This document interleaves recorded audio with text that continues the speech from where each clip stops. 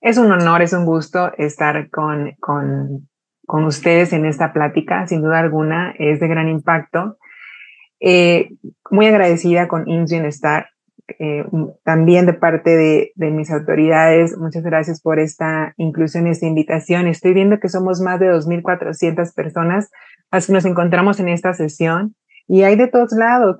Veo que incluso Hospital Alto Tonga, Jurisdicción Sanitaria de Orizaba, Hospital de Alta Especialidad de Torre Pediátrica Veracruz. Bueno, aquí está el chat, pero impresionante, dando vueltas rapidísimo. Y esto que vamos a compartir el día de hoy, que justo tiene que ver con la seguridad del paciente, pero visto desde un punto en el cual tenemos que hacerlo parte de nuestros procesos. Lo que tanto ha abordado el doctor Roswell Toledo, igual que el doctor Ledesma, va a ser totalmente complementario con qué es lo que tendríamos que estar promoviendo en la meta 1 o que se denomina justo identificación correcta del paciente.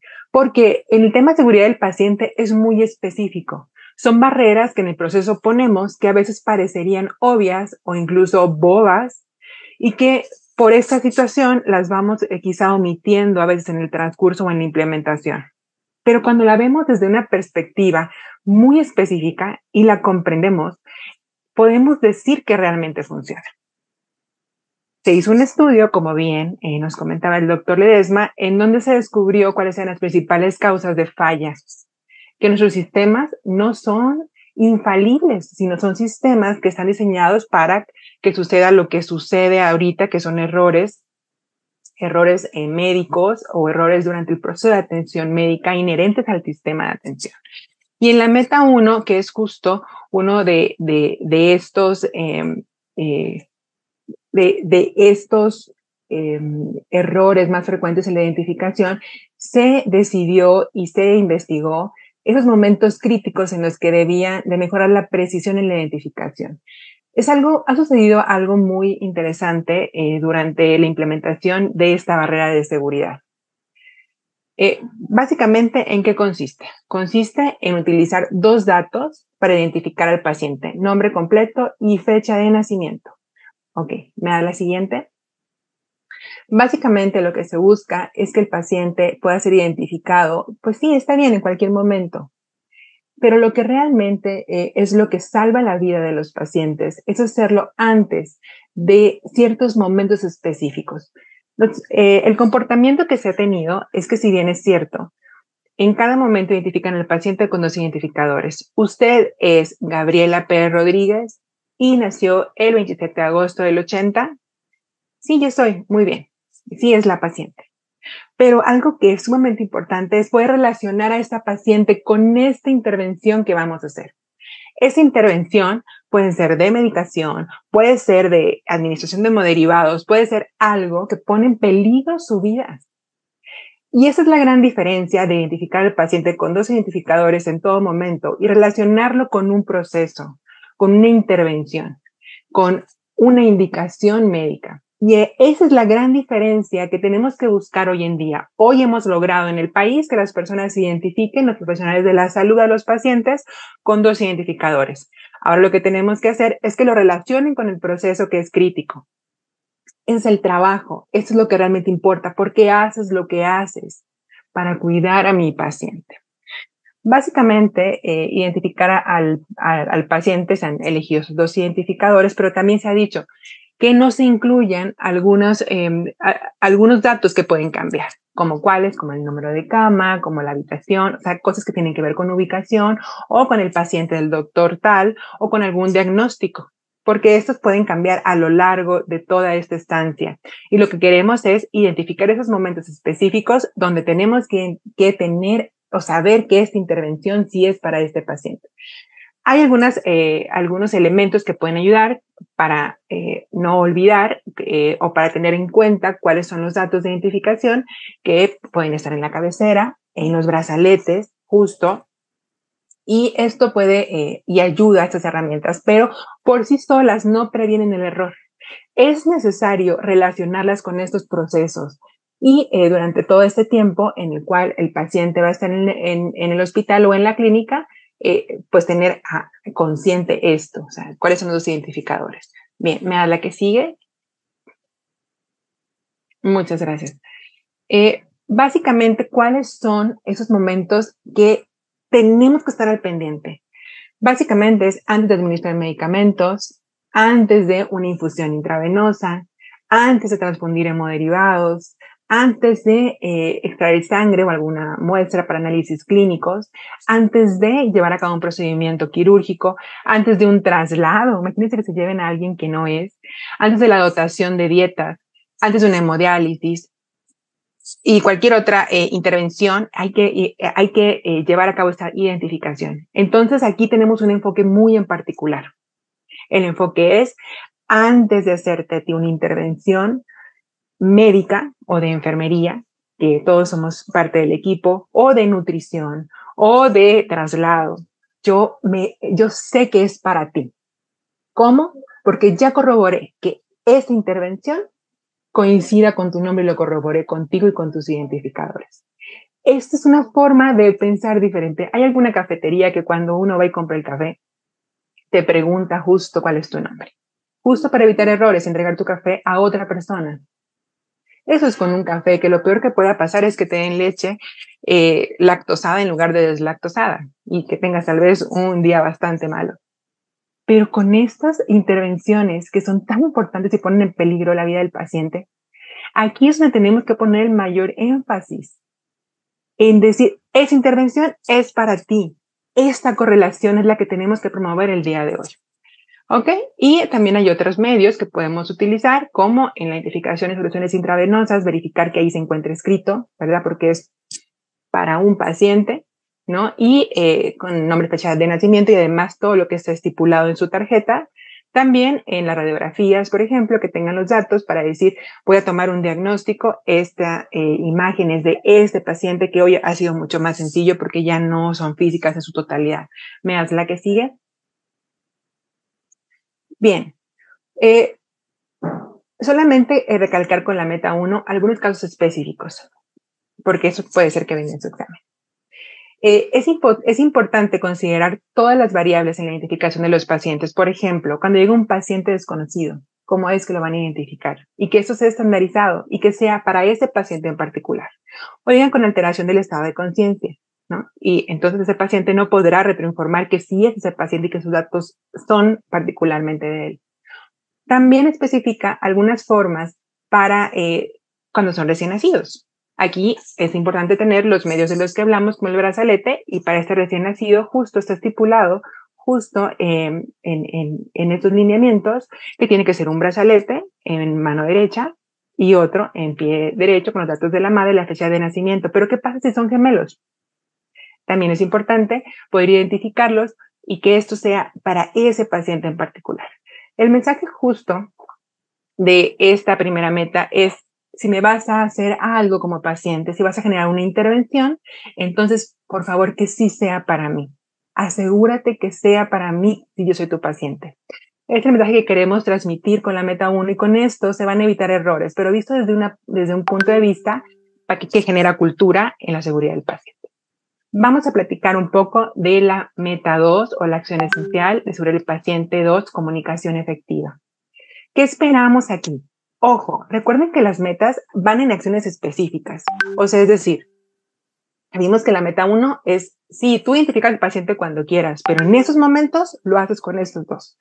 Igual, la meta 2 tiene justo algunas situaciones en particular que son también una intervención. Es prevenir errores por órdenes o indicaciones que se dan de forma verbal o telefónica o transmisión de resultados de laboratorio o gabinete justo de forma verbal o telefónica.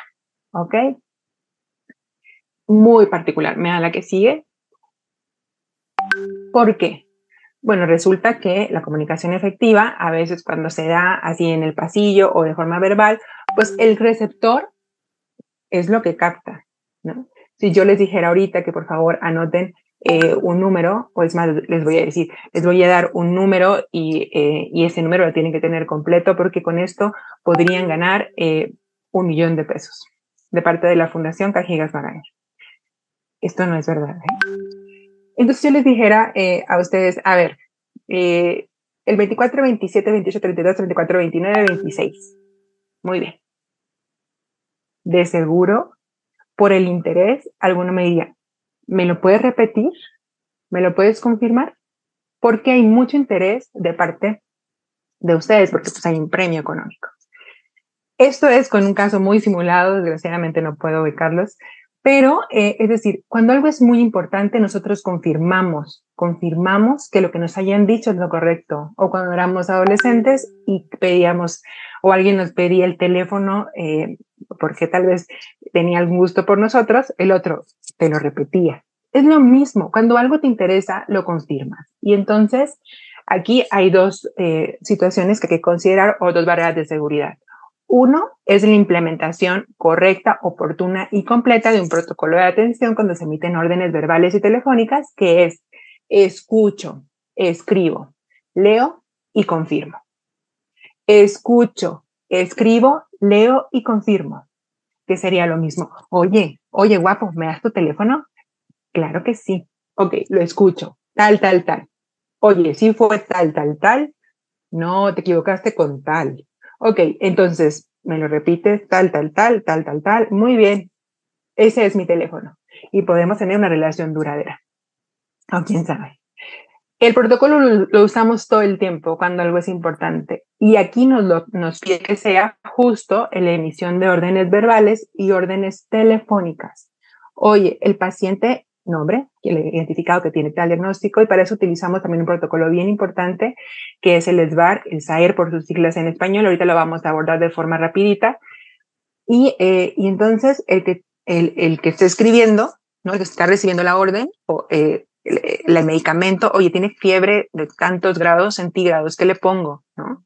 Y entonces ya te dicen qué, ¿no? Y ya tú puedes proceder previa información. O el médico toma una decisión, o el cual está en el quirófano y está con las manos justo en el campo con un paciente y entonces él emite tal vez alguna orden o reciben algún resultado de laboratorio importante, como el paciente tiene 1000 de glucosa, ¿no? Y entonces el otro confirma, el paciente tiene 1000 de glucosa porque es importante generar una intervención a partir de ahí. Mira, la que sigue. Entonces, emisión y recepción de órdenes verbales. Es este protocolo en momentos específicos. Ojo, siempre es antes de llevar a cabo la acción. O sea, es decir, escucho, escribo, leo y confirmo y luego ya hago lo que tengo que hacer, que es administrar medicamentos o hacer la intervención que corresponda. En caso de urgencias, y esto se utiliza mucho, y sobre todo cuando hay alguna atención de urgencia de RCP, de reanimación cardiopulmonar, en donde se escucha, se repite y se confirma.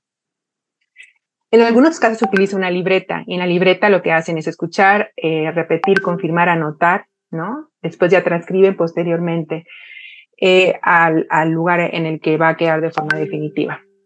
Esto es importante justo para poder tomar la decisión a partir de ahí de la forma correcta, con la dosis correcta. ¿Ok? Me da la siguiente. Justo aquí está un esquema, nada más, en donde se ve mucho más claro cómo se hace y que este no puede ser alterado en el orden. El orden siempre tiene que ser el mismo porque es el orden natural en el cual nosotros confirmamos algo, una indicación importante. Ojo, lo primero que tenemos que hacer es ver si se llevan a cabo este tipo de indicaciones en cada uno de los hospitales o unidades de primer nivel. Hacemos este scouting, hacemos este diagnóstico y ahí es donde donde se va a hacer énfasis en la implementación de las barreras. A partir de dónde es que se están llevando a cabo este tipo de indicaciones. Eso es súper importante. Y como les comenté, puede ser a través de estas libretas, justo porque ahí se anotan y ya después se puede transcribir de una forma más tranquila, posterior y conforme se haya definido en las políticas. Hay algunos hospitales en donde se están prohibidas este tipo de indicaciones, pero algo que sí es importante, yo podré prohibirlas, pero si se hacen, la barrera de seguridad es hacerla en donde se hace, porque a veces creemos que con prohibir vamos a lograr que esto suceda. Y no, la seguridad del paciente, como bien lo decía el doctor Rodwell al inicio, es un acompañamiento, es un estilo, es un hábito, un estilo de trabajo, es un hábito, es un interés por el otro. ¿Ok? Y en ese sentido, tenemos que asegurarnos que en donde se den podamos, o sea, inevitable que se den, poder generar barreras que abonen a la seguridad del paciente.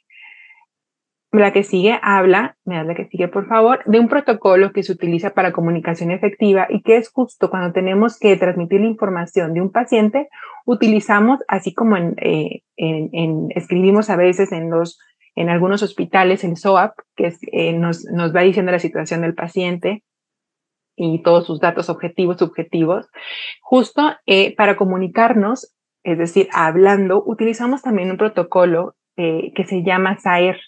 Es algo que ya ha estado comentado como una buena práctica porque la calidad y seguridad del paciente es basada en evidencia, es decir, que funciona para evitar este tipo de errores. Entonces generamos un protocolo en el cual en la implementación, porque esto ya está escrito y está justo publicado, pero en las unidades médicas, en los hospitales, se genera o se implementa ese protocolo para que cuando haya que tomar decisiones con el paciente, tengamos la información correcta, la información suficiente para poder tomar decisiones. Lo primero es la S, que significa situación.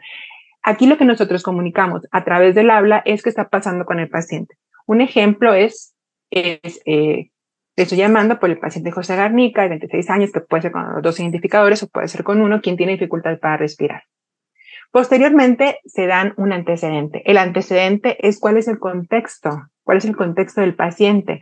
Es un paciente que tiene un día postoperado de cirugía abdominal, que no tiene historia de enfermedad cardíaca o pulmonar. Decimos lo más importante. Y en evaluación, yo como profesional de la salud tengo un problema, por eso estoy llamando o estoy consultando o traspasando a este paciente, ¿no? ¿Cuál creo que es el problema? Los ruidos respiratorios están disminuidos en el lado izquierdo y tiene dolor. Yo quiero descartar neumotórax. Y la recomendación es que el paciente pueda ser evaluado, en este caso quizás por un neumólogo o por algún médico tal vez experto en tórax. Y en ese sentido podemos nosotros decir de una forma muy clara qué es lo que estamos esperando o qué es lo que estamos buscando. Básicamente, este protocolo de atención es muy útil, protocolo de comunicación, es muy útil para dar la información que corresponda y tomar las decisiones a partir de aquí y que el paciente pues tenga una atención segura. En la que sigue hay algunos otros puntos que son que tenemos que considerar en la comunicación efectiva, que justo tiene que ver con las prescripciones médicas y las anotaciones en los documentos. Todos los documentos, hay algunas justo también en las prescripciones, es muy importante tener muy claro qué es lo que debe de contener. En este caso, que la letra sea legible, colocar un espacio entre un nombre completo, el medicamento, dosis y unidades de dosificación, especialmente aquellos medicamentos que terminan en 0. Es bien importante lograr justo que el expediente sí sea una herramienta para comunicarse. Que la herramienta sea claro, que sea legible, justo para evitar también los errores. En este caso, pues nos está hablando que las prescripciones médicas pues tienen unas características que además es un documento legal y que va a generar que el paciente pues no tenga en prescripción alguna indicación que pueda ser malinterpretada en temas de comunicación. O sea, el expediente es una herramienta de comunicación. Y asimismo, algo que es importante es notificar en materia de comunicación, que es otro de los incisos en los cuales nos aborda, los valores críticos que se encuentran en el laboratorio de patología y gabinete, que incluso también pueden ser en forma verbal o telefónica, y en ese sentido es que esta comunicación puede incluso salvar la vida del paciente, sobre todo cuando están desorbitados, ¿verdad? Fuera de los rangos por mucho. ¿Me da la que sigue? De esta meta, justo que es la meta 2, básicamente en referencia y contrarreferencia también se especifica qué es lo que debe de contar. Recuerden que también eso es parte de diversas normativas y en ese sentido, como la norma también 004 que nos incluye qué es lo que debe de contener, pero recordar que la referencia y la contrarreferencia no es un documento más que llenar, sino es un documento con el cual nos comunicamos y debe tener algunas características en particular o datos para que el otro prestador de servicios, en este caso, o el que sigue generar una continuidad de la atención, pueda tener los datos suficientes para poder tomar decisiones y que a veces el paciente desconoce la totalidad de las intervenciones que llevan a cabo durante el hospital, cómo nos comunicamos. Cuando hagamos este tipo de capacitaciones o de transmitir o de implementar una comunicación efectiva a través de la documentación, es importante que digamos qué es lo que necesita saber el otro para que a este paciente le vaya bien. Con este enfoque será mucho más sencillo y menos tedioso poner la información que corresponda y que los pacientes pues tengan toda la información durante su proceso de atención y que son identificación del paciente, cuándo ingresó, por qué ingresó, cuál es su diagnóstico final, el resumen de la evaluación, manejo durante la estancia, qué quedó pendiente en su manejo clínico, cuál es el plan de manejo y tratamiento que fue establecido, qué debe de tener o de considerar durante la vigilancia ambulatoria y también cuáles son factores de riesgo que debe considerar el paciente en fin, tener toda esta información para poder continuar con la atención. Todos estos elementos que hemos hablado en la meta 2 justo nos van dando idea de cómo nos tenemos que comunicar en materia de seguridad del paciente, cuáles son los puntos críticos en donde se cometen más errores, sobre todo a modo de resumen, es justo cuando se dan órdenes verbales o telefónicas, cuando se transmiten órdenes o resultados de laboratorio o de patología, es muy, muy importante. Y recuerden también que aquí se puede utilizar justo la meta 1 también de identificación del paciente cuando corresponda. Pero hay otros momentos que también nos comunicamos a través de lo escrito, que es justo en el expediente con las prescripciones, comunicamos a enfermería, también en referencia y contrarreferencia, también durante la nota de egreso del paciente y si vamos a pasar o generar o conocer qué es lo que sigue o queremos transmitir la información de un paciente de forma verbal, podemos utilizar protocolos como el SAER. Muy bien. Dicho esto, pasamos a la tercera meta, muchas gracias, que es la de mejorar la seguridad de los medicamentos de alto riesgo. Y es muy interesante en la forma en cómo lo interpretamos. Ok, básicamente, al fortalecer las acciones durante todo el proceso de la medicación, porque eso es para un sistema, en realidad, ¿no? Pero aquí hay algunas metas que nos están solicitando por parte en el Diario Oficial de la Federación como acción de seguridad del paciente. La meta se enfoca básicamente en generar la identificación de los medicamentos de alto riesgo. Primero tendremos que saber cuáles son los medicamentos de alto riesgo en los que nos debemos de enfocar. Y lo siguiente es, durante la preparación y administración, que podamos llevar una doble verificación. Eso es lo que la meta como tal, lo que la OMS recomienda, ¿ok? Pero nosotros como nuestras acciones esenciales de seguridad del paciente vamos mucho más allá. Vamos buscando esos momentos de intervención que seguro los van a ver a mayor profundidad cuando puedan compartir o puedan conocer el sistema de medicación, de uso seguro de la medicación. Entonces, por eso aquí se nombra todas las partes de la medicación, desde que se almacena, se prescribe, se transcribe, se dispensa y se administra, incluso a posterior, cuando se vigila para ver si lo que se administró realmente está teniendo el efecto deseado. Eso es algo que ustedes deben de saber. Es decir, la OMS nos dice que hay este objetivo, ¿verdad? Y nosotros, pues también, en ese sentido, vamos a ver cuáles son los medicamentos de alto riesgo. Ok, si nosotros hablamos de medicamentos de alto riesgo, tenemos que incluir a los electrolitos concentrados, tenemos que incluir a quimioterapia, a los radiofármacos, a las insulinas y los anticoagulantes por vía parenteral. Ojo, ¿me das la que sigue? Sabemos que justo en el almacenamiento, sobre todo los electrolitos concentrados, están los que son de mayor riesgo. Estamos hablando de seguridad del paciente, son aquellos que pueden generar la muerte del paciente cuando no están siendo controlados. Esa es la importancia que se tiene. Y justo, ¿cuál es el que más se utiliza y que puede generar riesgo? ¿Cuál fue el que dio pie para que se diera toda esta ola de seguridad del paciente? ¿Cuál creen que fue? Aquí escríbanmelo si pueden, estoy aquí viendo el chat. ¿Cuál fue el electrolito que generó mayor riesgo en su momento? Ok, cloruro de potasio. Fosfato de potasio. Muy bien. Cloruro de potasio, justo, es el que está incluso en rojo por normatividad, ¿no? Y tiene que ver mucho también con la dosis, el manejo, la preparación, la administración. En ese sentido, por eso nos pide una doble verificación. Es decir, dentro de los electrolitos concentrados también existen aquellos que pueden producir la muerte. Los invito a que vean los electrolitos concentrados desde el punto de vista de seguridad del paciente. En ese sentido, tenemos que hacer mayor énfasis, bueno, es en todos, pero en aquellos que generan mayor daño, porque lo primero es no dañar. KCl, KCl, muy bien, muchas gracias. Por supuesto.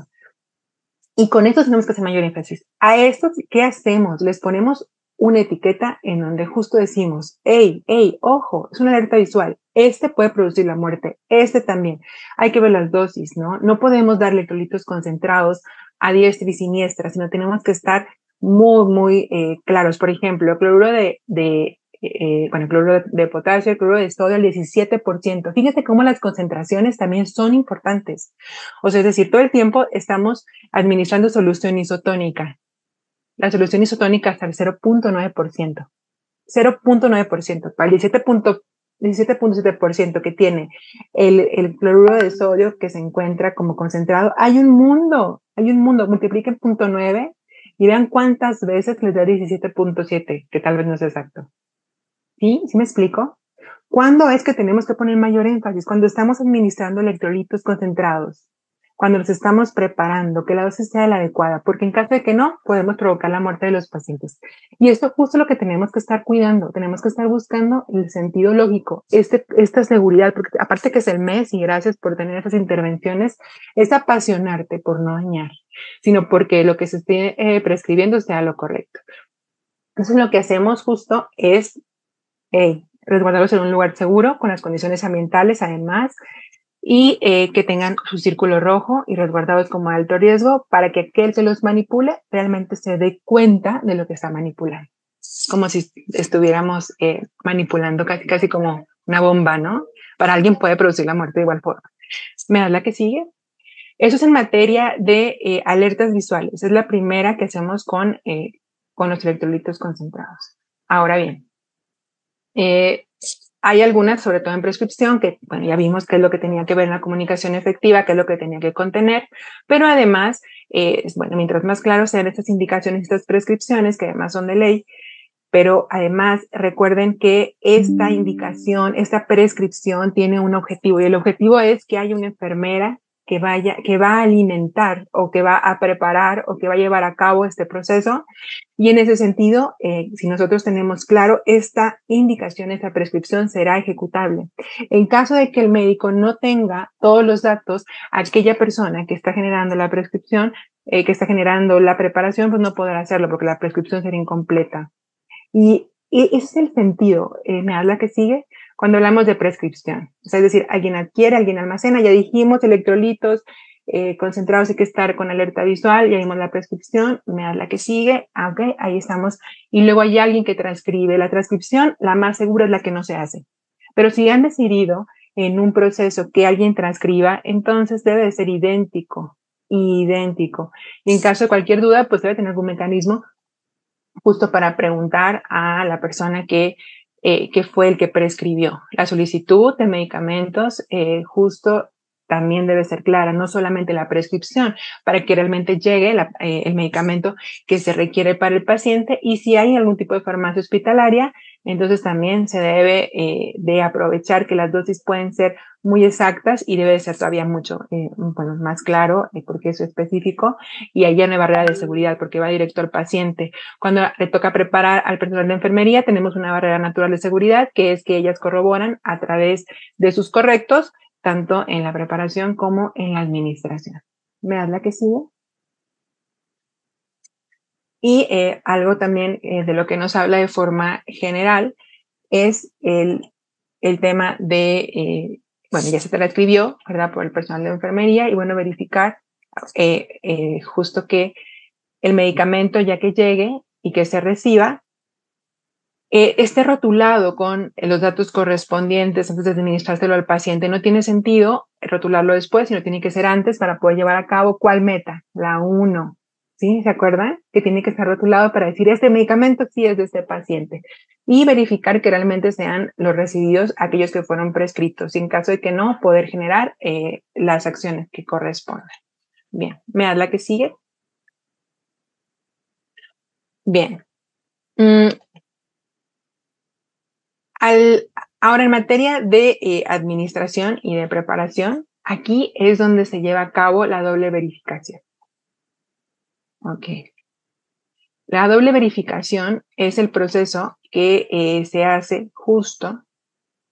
Ahorita en la diapositiva que sigue es durante la preparación y la administración del medicamento, pero cuando nosotros, algo que también debemos considerar son los medicamentos, bueno, previo a esa doble verificación, en la dispensación y la recepción de medicamentos, antes de que se le pase, es ver qué medicamentos tiene el paciente, resguardarlos en un lugar seguro, porque de ahí los van a estar tomando, y además también etiquetarlos con estos datos identificadores para evitar cualquier error. Ahora sí, en las barreras de seguridad, todas las que hablamos son barreras de seguridad. Es ubicar el medicamento, identificarlo, estar viendo qué medicamentos son aquellos que se encuentran como de alto riesgo, ¿no? Y manejarlos de la forma más segura posible. Y hay algunos otros que vamos a platicar, como los medicamentos LASA, que también vienen en el Diario Oficial de la Federación, y es importante, pero viene como el sistema de medicación, justo también. Y la doble verificación, esta sí tiene que ver todo, que durante la preparación y administración de electrolitos concentrados, de insulinas, de anticoagulantes, de citotóxicos y de radiofármacos sí corresponde, porque no todos los hospitales tienen estos medicamentos, ni tampoco estos reactivos. Y entonces no será necesario estar llevando a cabo la verificación en todos, porque no existe ese proceso. Entonces, primero hay que ver dónde se hace, es decir, qué medicamentos de este listado son los que yo en hospital pues están llevando a cabo. A partir de ahí es que se genera una doble verificación durante la preparación y administración de los electrolitos concentrados y todos estos medicamentos de los que hablamos. Ahora, ¿de qué trata? Fíjense. A veces creemos, y aquí es bien importante el momento en el que se hace. Tienes a una persona que está preparando, y tienes a otra persona que está siendo testigo, que está verificando cómo se está preparando. 4 ojos en un mismo proceso durante. Aquí está la clave. Durante la preparación y durante la administración. No es una lista de cotejo que se hace previo. Tengo tanto. No, es durante la preparación yo estoy siendo tu backup. Yo estoy atrás de ti viendo cómo lo estás haciendo para evitar que exista un error en la preparación de este medicamento. 4 ojos. Oye, te equivocaste. No estamos hablando de las novelas, no estamos hablando de qué pasó en la serie. No, estamos enfocados en la preparación o enfocados en la preparación de este medicamento. Y aquí es donde yo digo, oye, te pasaste de la dosis, era menos, o era más, y así no era, o nos distrajimos, ok, ni modo, volvemos a empezar. Pero es un momento muy, muy crítico donde podemos identificar el error durante la preparación de medicamentos. Y después, durante la administración, es que tenemos una segunda oportunidad. ¿Por qué? No es con todos los medicamentos, es con esos medicamentos que si nos equivocamos en dosis pequeñísimas podemos ocasionar la muerte del paciente. Y aquí tenemos un cuidado tanto por el profesional de la salud, porque estamos cuidando del error, porque siempre hay una segunda víctima en el error, y además estamos cuidando al paciente. De esto trata la doble verificación. Son muy precisas las acciones de seguridad del paciente. Tienen que ser oportunas en el momento correcto, durante la preparación y administración. Esa es la barrera. Ni después, ni antes. Ahí no funciona. Bien, me da la que sigue. Y están los medicamentos LASA. Ya con esto, un par de diapositivas más y terminamos. Pero los medicamentos LASA también pide que pongamos alertas visuales justo durante el almacenamiento de esos. ¿Qué significa LASA? Me da la que sigue. Por sus siglas en inglés es Look-alike, Sound-alike. O sea, es decir, tiene nombre o aspecto parecido. Y ojo, aquí hay una clave y hay una invitación. Como especialista en calidad de la atención clínica, que eso yo les quería platicar, que también soy especialista como el doctor Magnot y la doctora Janet Mancilla, que justo entramos por el ENARM y así. Pero en materia de implementación, a ver, lo primero que tenemos que hacer es ver una lista de medicamentos que se parecen en nombre, que suenan o en nombres muy parecidos. Cuando se tiene ya este diagnóstico, entonces podemos ver si los mecanismos son similares, los mecanismos de acción, o son diferentes. Y también podemos ver cuáles son de mayor riesgo, justo para poder elegir las barreras o dónde vamos a colocar las barreras. A veces es imposible poner barreras en todos los look-alike, sound-alike. Y entonces elegimos y priorizamos cuáles son aquellos que tienen, por ejemplo, efectos totalmente contrarios, ¿no? Lo ideal es no equivocarse en estos temas, pero en dónde vas a colocar justo la barrera de seguridad con mayor énfasis. Siempre hay que priorizamos hasta que logremos con un periodo de tiempo, porque eso también lo mencionaron, que esto no es de un día para otro, pero empezamos con una selección de aquellos medicamentos de aspecto y nombre parecido y posteriormente podemos nosotros ya generar la barrera de una forma de hábito. ¿Me das la que sigue? ¿Me das la que sigue? Ok, bueno, aquí estaba el esquema justo de la doble verificación. ¿Me das la que sigue? Esta se la van a quedar sin duda alguna. Bien, y por último, es ya que se hizo todo el proceso de medicación, ya tenemos las dos barreras más peligrosas bien descritas, son las alertas visuales y también la doble verificación en esos procesos tan críticos en la preparación y administración de medicamentos, pero también nos pide esas barreras de seguridad que veamos qué pasó después de la medicación. Es decir, cuando hay una farmacovigilancia, realmente podemos, en una buena farmacovigilancia, identificar si el medicamento hizo el efecto deseado. Cuando se administra un medicamento, estamos esperando que que tiene un propósito. Y en caso de que se genere algún evento centinela o algún evento adverso, una cuasifalla, que todos son por un error del sistema o una falla humana, en ese sentido, este sistema o estas notificaciones relacionadas a medicación se analizan de una forma particular, de una forma celosa, de una forma individual de todo el sistema, aunque del sistema de eventos adversos. Y esto después se puede ya justo mezclar, pero en este sentido lo que se busca es que en particular los de medicación se analicen de una forma aparte o diferente, justo con patrones y tendencias para ver qué es lo que sucede más y poder poner también barreras de seguridad. Ha sido un placer estar compartiendo este enfoque con ustedes de seguridad del paciente en este mes tan importante. Muy agradecida con las autoridades y por mi parte es todo. Muchísimas gracias.